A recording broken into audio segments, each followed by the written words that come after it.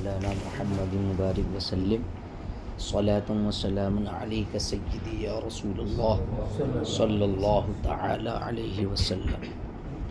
تو یہ جو حدیث پاک ہے تو اس کو حدیث نور کہا جاتا ہے، اور سب سے مین بات تو یہ کہ حدیث نور یہ وہابیوں نے نکال دی تھی چڑ کی بنیاد پر۔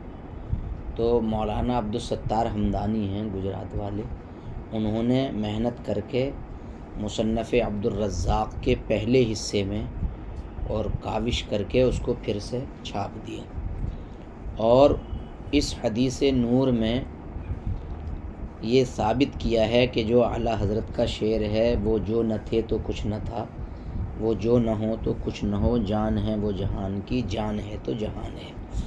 اس کی سند یوں ہے: وروا معمر عن یزید بن عن عبد الرزاق عن معمر عن یزید بن سائب۔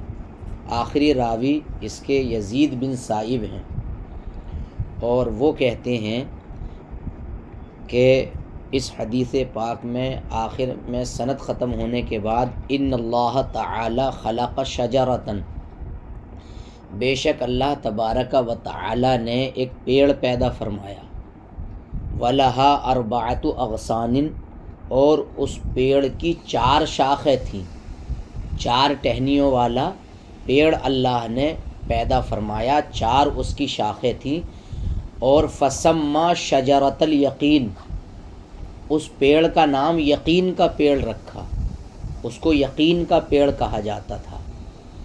ثم خلق نور محمد صلی اللہ علیہ وسلم ووضع ذلك النور على تلك الشجرة فسبح ذلك النور عليها مقدار 70,000 سنة ثم خلق نور الحیاء۔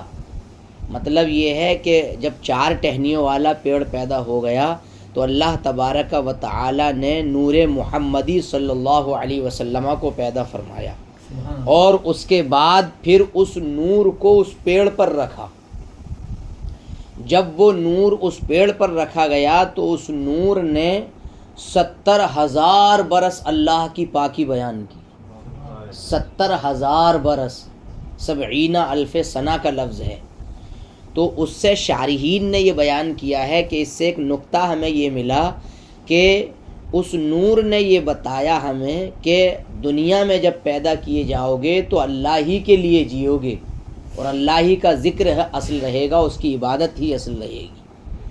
اس کے بعد پھر آئینہ حیا پیدا کیا اللہ نے، تو مرآۃ الحیا، جب اس آئینہ حیا کو پیدا کیا تو پھر اس نور نے اس آئینے میں اپنے آپ کو دیکھا تو سب سے زیادہ حسین و جمیل پایا، سب سے زیادہ خوبصورت پایا۔ اس کے بعد پھر اللہ تبارک و تعالی نے اس نور کی طرف دیکھا، واللہ تبارک و تعالی نظر الی ذالک النور فسجد ذالک النور 5 مرات فعرق حیاء من اللہ تبارک و تعالی فمن عرق وجہہ خلق الملائکۃ ومن عرق رأسہ خلق العرش والکرسی واللوح والقلم۔ پوری لمبی حدیث، مطلب یہ ہے کہ پھر اللہ تبارک و تعالی نے اس نور کی طرف دیکھا، نظر رحمت فرمائی، تو اس نور نے 5 مرتبہ اللہ کی بارگاہ میں سجدہ کیا، 5 مرات۔ اس سے بھی یہ معلوم ہوا کہ نمازیں 5 وقت کی فرض یعنی ہوں گی، اور 5 وقت کی نماز ادا کرنا ضروری ہوگا۔ تو جب 5 مرتبہ سجدہ کیا تو اللہ تبارک و تعالی نے پھر اس نور کو دیکھا تو فعرق حیاء من اللہ۔ عرقہ کا معنی ڈکشنری میں ہے کہ پسینہ زیادہ آ جانا، پسینے میں شرابور ہو جانا، تو وہ نور پسینے میں شرابور ہو گیا، حیاء من اللہ تبارک و تعالی، اللہ سے حیا کے پیش نظر۔ جب پسینہ بہت زیادہ آ گیا تو فمن عرق وجہہ۔ اب دیکھیے یہ کتنی انسان اس میں غور کرے تو واقعی پھر اعلیٰ حضرت کے شعر دیکھے۔ اعلیٰ حضرت تو اعلیٰ حضرت تھے، بس یہی جملہ نکلتا میری زبان سے تو فعرق حیاء من اللہ، تو اللہ تبارک و تعالی نے جب دیکھا تو پسینے میں شرابور ہو گیا. اب چہرے کی جگہ جو پسینہ آیا تھا اس نور کے چہرے کی جگہ, ابھی میرے آقا کی پیدائش نہیں ہوئی, یہ نور کی بات چل رہی ہے. چہرے کی جگہ جو پسینہ آیا اس پسینے کی برکت سے خلق الملائکۃ, سارے فرشتوں کو پیدا فرمایا چہرے کی جگہ پسینے سے. یعنی جو فرشتے ہیں اپنے اپنے کام پر, سبھی ٹوٹل فرشتے, الملائکۃ, جتنے بھی فرشتے ہیں, اس چہرے کی جگہ جو پسینہ آیا اس کی برکت سے اللہ تبارک و تعالی نے ان تمام فرشتوں کو پیدا فرمایا.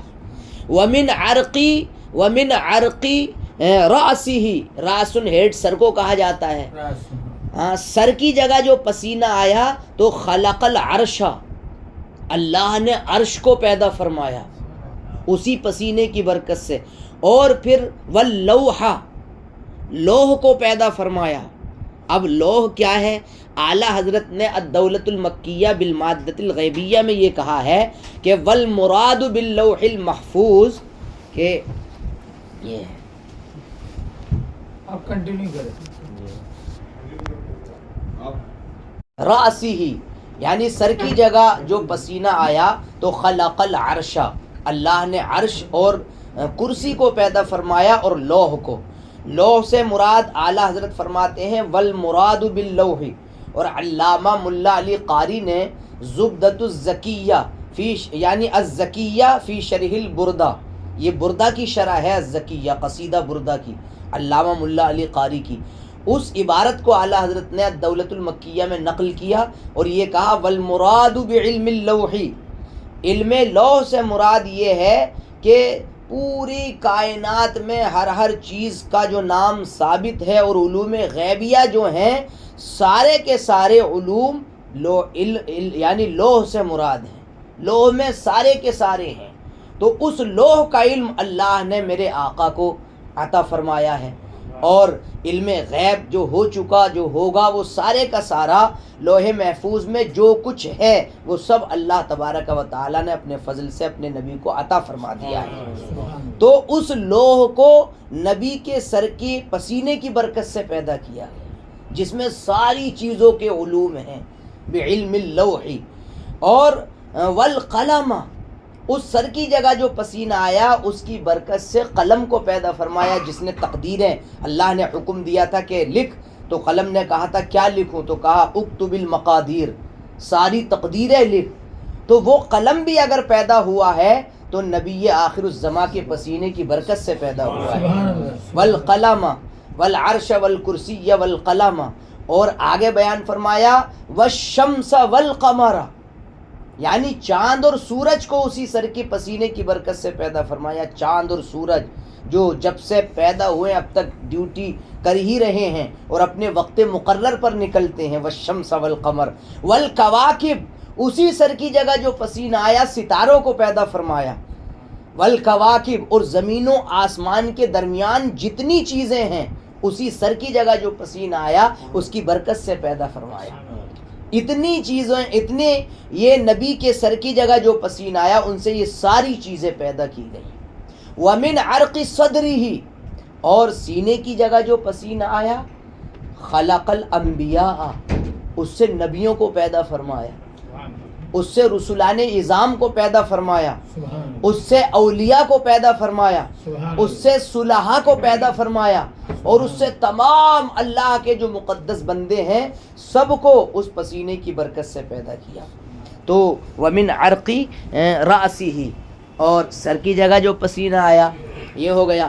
اس کے بعد یہ جو ہم اور آپ عام مومنین اور مومنات ہیں, ومن عرقی حاجبیہ, حاجب انہیں بھویوں کو کہتے ہیں, تو بھویوں کی جگہ جو پسینہ آیا خلق امتا من المؤمنین والمؤمنات والمسلمین والمسلمات, اس کی جگہ جو پسینہ آیا تو اس سے تمام دنیا بھر میں جتنے مومن ہیں اور جتنی خواتین مومنات ہیں مسلمین اور مسلمات اس پسینے سے ان کو پیدا کیا گیا. سبحان اللہ. اور اس کے بعد یہ جو باطل فرقے ہیں یہ نہیں سمجھتے کہ کیا ہے راز جبکہ انہیں بھی جو پیدا کیا گیا میرے آقا کے صدقے میں انہی کو بھی بنایا گیا ہے، ان کو بھی پیدا کیا گیا ہے۔ وَمِنْ عَرْقِ أُذُنَيْهِ، کانوں کی جگہ جو پسینہ آیا اس سے خلق اليہودا، اس سے یہودیوں کو پیدا کیا، والمجوسا، اور مجوسیوں کو جو آگ پوجتے ہیں ان کو پیدا کیا، اور وما اشبہ ذالکا کہا ہے حدیث میں پھر، اور اس کے جو مشابہ فرقے ہیں، یعنی یہ وہابیاں ہیں، دیابنہ ہیں، رافضی ہیں، شیعہ ہیں، چکڑالوی ہیں، اور شیعوں میں بھی بہت سارے فرقے ہیں۔ شیعوں میں کتاب ہے ایک تحفہ اثنا عشریہ، علامہ شاہ عبد العزیز محدث دہلوی کی۔ میں نے جب اس کتاب کا مطالعہ کیا تو بزبان فارسی ہے وہ کتاب، اس میں 107 مکاریاں شیعوں کی ذکر کی ہیں شاہ عبد العزیز محدث دہلوی نے۔ 107 مکاریاں، قید اول، قید ثانی، قید ثالث، اس طریقے سے ترتیب وار، پہلا مکر، دوسرا مکر، تیسرا مکر، اور اس کتاب میں 15 طعنے حضرت ابوبکر صدیق کی شان میں انہوں نے ذکر کیے ہیں شیعوں نے، 15 اعتبار سے ان کی شان میں گستاخی کی ہے، اور ہر ایک کا شاہ عبد العزیز محدث دہلوی نے ترتیب کے ساتھ جواب دیا ہے۔ پھر 11 اعتراضات حضرت عمر کی رضی اللہ تعالیٰ عنہ کی شان میں کیے ہیں، اور 9 اعتراضات حضرت عثمان غنی کی شان میں کیے ہیں۔ تو خلفائے ثلاثہ، تینوں خلفاء کی شان میں اتنے طریقوں سے انہوں نے گستاخیاں درج کی ہیں۔ اور ان میں جو فرقے ہیں بہت سارے فرقے ذکر کیے ہیں، شیعوں میں بھی جو فرقے ہیں شاخوں میں شاخیں، شاخوں میں شاخیں نکلتی چلی گئی ہیں۔ تو جتنے بھی باطل فرقے ہیں سب کو کانوں کی جگہ جو پسینہ آیا وما اشبہ ذالکا، سارے باطل فرقے اس میں آ گئے۔ ان کو بھی اگر وجود ملا ہے تو اسی نبی آخر الزماں کے صدقے میں ملا ہے۔ اب یہاں تک جو حدیث ہوئی ہے اس کو ذہن میں رکھو۔ اب اعلیٰ حضرت کا شعر دیکھو، وہ جو نہ تھے، دیکھیے سبھی کو گھیر لیا نہیں، اعلیٰ حضرت کا ایک شعر پوری حدیث نور کو لے آیا۔ یہ کمال تھا اعلیٰ حضرت کے ذہن کا، اللہ کی عطا ان کے ساتھ اتنی بڑی تھی، اور عشق رسول کا ایسا اثر تھا کہ آپ نے فرمایا وہ جو نہ تھے تو کچھ نہ تھا، اور وہ جو نہ ہو تو کچھ نہ ہو۔ جان ہے وہ جہان کی، جہان سنسار اور دنیا کو کہتے ہیں، جان ہے وہ دنیا کی، اور جان ہے تو دنیا ہے، جہان ہے۔ تو اس میں یہ اعلیٰ حضرت علیہ الرحمہ کا یہ شعر پوری حدیث نور کو، اس کے مفہوم کو اپنے اندر لیے ہوئے ہیں۔ یہ اعلیٰ حضرت کی شان بھی اس سے ظاہر ہوتی ہے۔ اس کے بعد پھر اللہ تبارک و تعالی نے اس حکم کو، اس نور کو حکم دیا کہ اپنے آگے دیکھو، تو فنظر ذالک النور امامہ، اس نور نے اپنے سامنے دیکھا، تو فرع النور امامہ، جب سامنے دیکھا تو ایک نور اور پایا۔ اللہ نے حکم دیا پیچھے دیکھو، تو پیچھے دیکھا تو ایک نور پیچھے، ایک نور دائیں طرف، ایک نور بائیں طرف، یعنی امام خلف، یمین شمال، سامنے پیچھے دو نور، دائیں بائیں دو نور، چاروں طرف نور ہی نور۔ تو حدیث نور میں کہا گیا وہ کیا تھے، وہ چاروں طرف جو نور تھے وہ دنیا میں آ کر کے کون بنا، تو کہا وہ سیدنا ابوبکر صدیق تھے، وہ سیدنا عمر بن خطاب تھے، وہ سیدنا عثمان بن عفان تھے، وہ سیدنا مولا علی مشکل کشا کرم اللہ تعالی وجہہ الکریم تھے۔ تو دیکھیے چاروں طرف نور دیکھا گیا، اور چاروں طرف نور نے نور دیکھا، تو 4 خلفائے راشدین، 4 یار۔ تو یہ بہت بڑے راز کی باتیں ہیں۔ اور اس کے بعد پھر اللہ تبارک و تعالی نے اس نور کی طرف دیکھا، تو 70,000 برس پھر اس نور نے اللہ کی پاکی بیان کی، 70,000 برس۔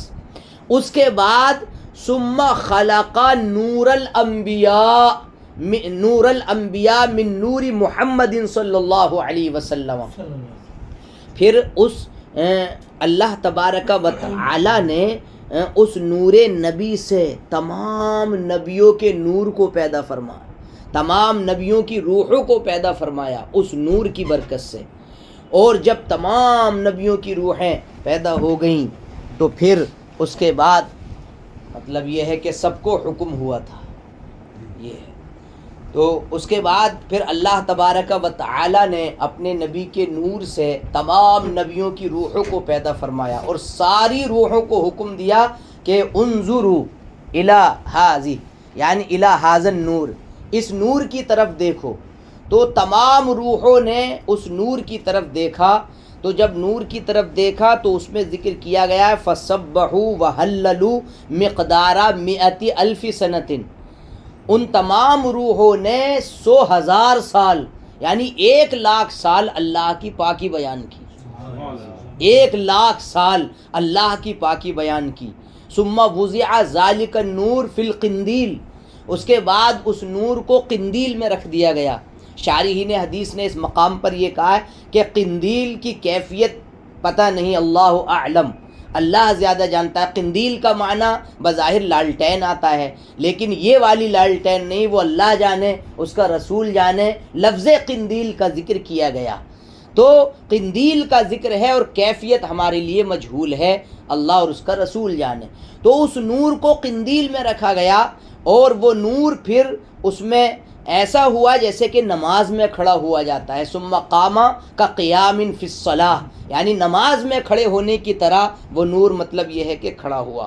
اس کے بعد جتنی بھی روحیں تھیں ہماری، آپ کی، سب کی، اور یعنی اولیاء صلحاء سب کی روحوں کو حکم دیا گیا کہ اس نور کی طرف دیکھو جو قندیل میں ہے۔ تو سب نے پھر دیکھا، تو فمنہم من نظر بین عینیہ، کچھ روحیں ایسی تھیں کہ انہوں نے اس نور کی دونوں آنکھوں کی جگہ کو دیکھا۔ جب وہ دونوں آنکھوں کی جگہ کو دیکھا تو دنیا میں ان ارواح کو کیا دولت ملی؟ جب وہ پیدا ہوئے دنیا میں، فصار حافظا لکلام اللہ تعالی، وہ اللہ کے کلام کے حافظ بن گئے، جنہوں نے اس نبی کے نور کے دونوں آنکھوں کی جگہ کو اس یعنی عالم میں دیکھا تھا۔ جب دیکھنے کا حکم ہوا تھا تو فصار حافظا لکلام اللہ تعالی۔ ومنہم من رآ بین شفتیہ، اور کچھ روحیں ایسی تھیں کہ اس نبی کے دونوں لبہائے مبارکہ کی جگہ دیکھا، اس نبی کے نور کو دونوں ہونٹوں کی جگہ کو دیکھا۔ تو وہ روحیں جب دنیا میں آئیں تو دنیا میں آنے کے بعد مطلب یہ ہے فصار صائما، یعنی وہ دنیا میں آ کر کے روزہ رکھنے والی بن گئیں۔ اور کچھ روحیں ایسی تھیں کہ جنہوں نے اس نبی کے یعنی بینی مبارک کی جگہ کو دیکھا، ناک کی جگہ کو دیکھا، تو فصار عطارن، تو وہ دنیا میں آ کر کے عطر بیچنے والے بن گئے اور عطر کا کاروبار کرنے والے بن گئے۔ فمنہم من رآ بین عضدیہ فصار مجاہدا فی سبیل اللہ تبارک و تعالی، کچھ روحیں ایسی تھیں کہ جنہوں نے مطلب دونوں شانوں کی جگہ کو دیکھا تھا، تو دونوں شانوں کی جگہ جن روحوں نے دیکھا تھا تو وہ دنیا میں آ کر کے اللہ کی راہ کے غازی بنے اور اللہ کی راہ کے مجاہد بنے۔ اب جنگیں وہ فتح کرتے ہیں اور پوری کامیابی انہی کے حصے میں آتی ہے۔ تو یہ حدیث نور پورے طور سے اس بات کی صراحت کر رہی ہے کہ جس کو بھی جو بھی خوبی ملی ہے، حافظ اپنے قوت حافظہ پر ناز نہ کرے، کوئی بھی فقیہ اپنی فقاہت پر اپنے طور سے مستقل طور سے ناز نہ کرے، بلکہ یہی کہے وہ کہ یہ سب کچھ ملا ہے تو دربار مصطفیٰ سے ملا ہے، آقائے کریم صلی اللہ علیہ وسلم کی بارگاہ سے ملا ہے، اور آپ ہی کا کمال اصل کمال ہے، اور باقی آپ ہی کی مہربانی ہے آپ کی امت پر۔